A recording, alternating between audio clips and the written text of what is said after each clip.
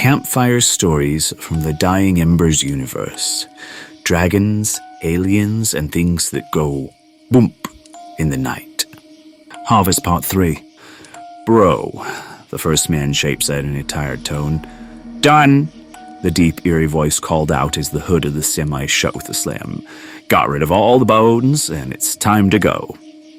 The second man-shape with the hat jumped back and said a word that you really shouldn't say, and the deep voice gave a chuckle that rumbled over the ground like it was hungry. Call us any time if the work tastes this good, it said. You know I like eating. And making new friends. Will do, replied the second man-shape with another uneasy laugh.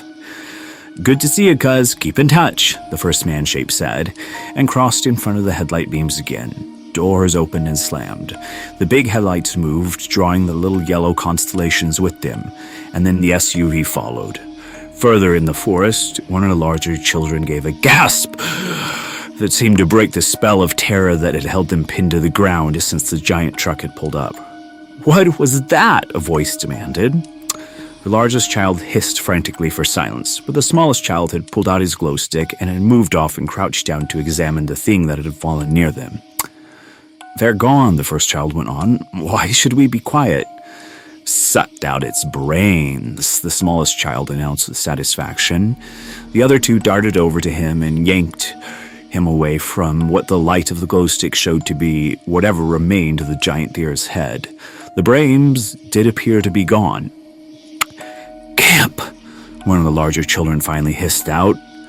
What about floating on our glow sticks in the river? The smallest child protested. We are going back to camp, the largest child insisted, digging the device out of a back pocket and giving a shaking laugh when the screen lit up and the map clearly showed the camp in the opposite direction from the highway.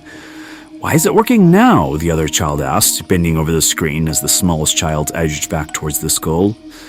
This way, the largest child said, grabbing the smallest child's shoulder.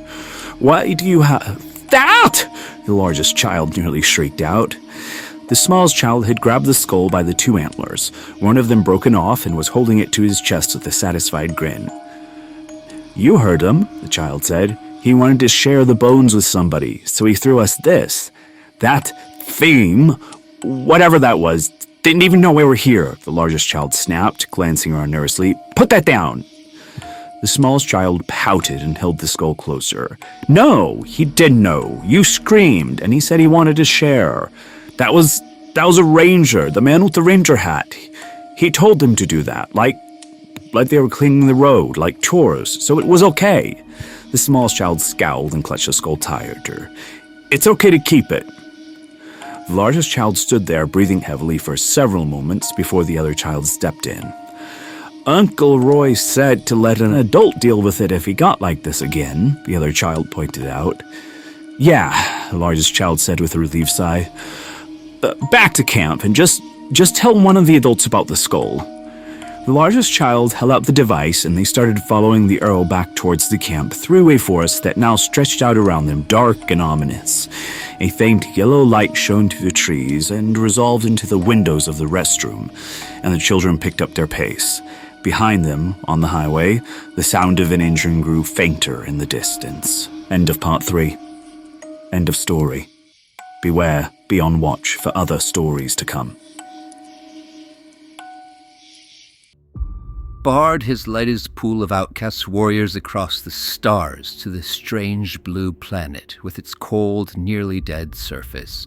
For years, they clung to each other in the magma caverns, only going to the surface to humor the curiosity of their hosts, until the day a young alien wandered into Bard's song and resonated with him, and gave his pool a hope of something more.